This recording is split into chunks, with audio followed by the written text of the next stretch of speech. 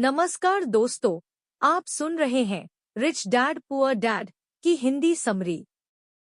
यह किताब लिखी है रॉबर्ट कियोसाकी ने। यह किताब हमें बताती है कि अमीर लोग पैसे के बारे में कैसे सोचते हैं और गरीब लोग किस सोच में फंस जाते हैं। रॉबर्ट के जीवन में दो पिता समान लोग थे, एक उनके असली पिता पुअर डैड और दूसरे उनके दोस्त के पिता रिच डैड। उनके असली पिता पढ़े लिखे थे, सरकारी नौकरी करते थे, लेकिन पैसों के मामले में संघर्षरत थे।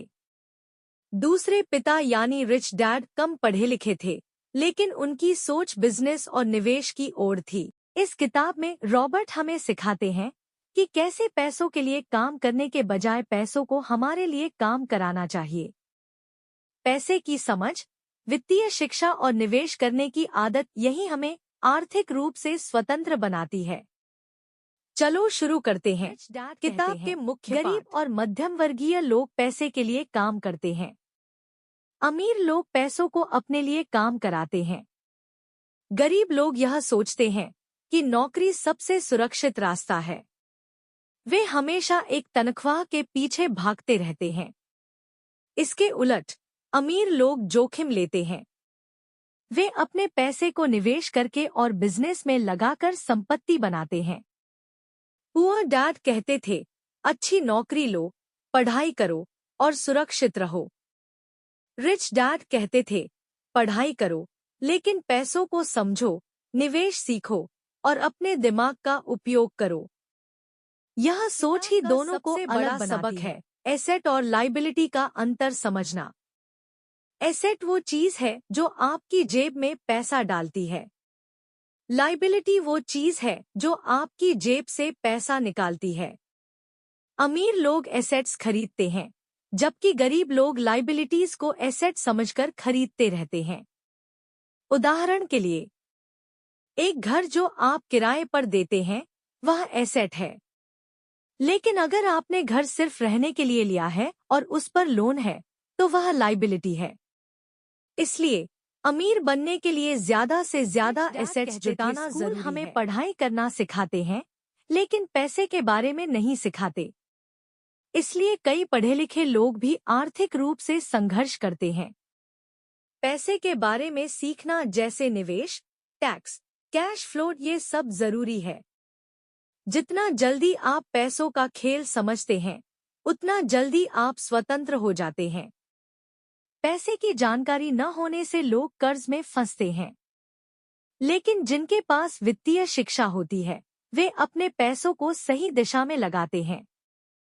कियोसाकी कहते हैं, फाइनेंशियल आईक्यू ही आपकी असली नौकरी ही सबसे सुरक्षित तरीका है। लेकिन रिच डैड कहते थे, नौकरी एक जाल है। अगर आप सिर्फ तनख्वाह के भरोसे जी रहे हैं, तो आप कभी अमीर नहीं बन सकते, क्योंकि तनख्वाह सीमित है, लेकिन खर्चे बढ़ते रहते हैं। अमीर लोग बिजनेस या साइड इनकम बनाते हैं। वे नौकरी पर निर्भर नहीं रहते। उनका लक्ष्य होता है पैसिव इनकम बनाना, यानी ऐसा पैसा जो बिना आपके रोज काम किए आता रहे। यही वित्तीय स्वतंत्रता का असली तरीका है।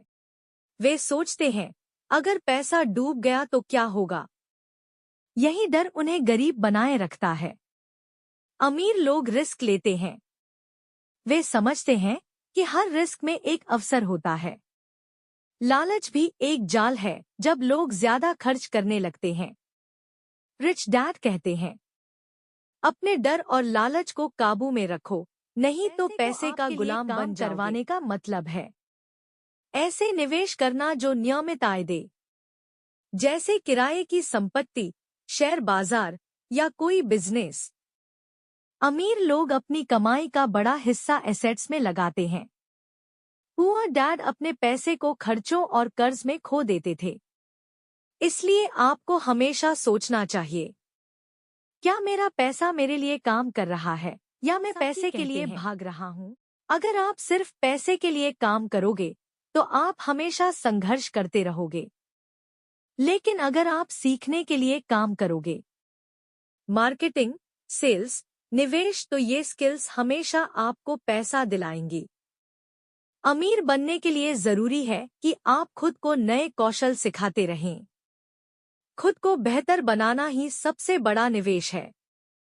जितना ज्यादा आप सीखते हैं, उतने बड़े मौके मिलते हैं, कैश इन और कैश आउट। जो लोग कैश फ्लो समझते हैं, वे जानते हैं कि पैसा कहां से आ रहा है और कहां जा रहा है। कियोसाकी कहते हैं, जितना जल्दी आप अपने कैश फ्लो को मैनेज करना सीखेंगे, उतना जल्दी आप आर्थिक आजादी पाएंगे। खर्चों को कंट्रोल करना, कर्ज से बचना और सही निवेश करना, यही तरीका है। हर महीने कम से कम 10% बचत और 20% निवेश करो। सबसे बड़ा संदेश है, पैसे के बारे में अपनी सोच बदलो।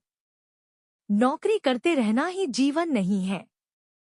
एसेट्स बनाओ, पैसों को आपके लिए काम करने दो। वित्तीय शिक्षा लो और जोखिम लेने से डरो नहीं। कियोसाकी कहते हैं, अमीर लोग अवसर बनाते हैं, गरीब लोग बहाने ढूंढते हैं। तो आज से ही अपनी आर्थिक सोच बदलो।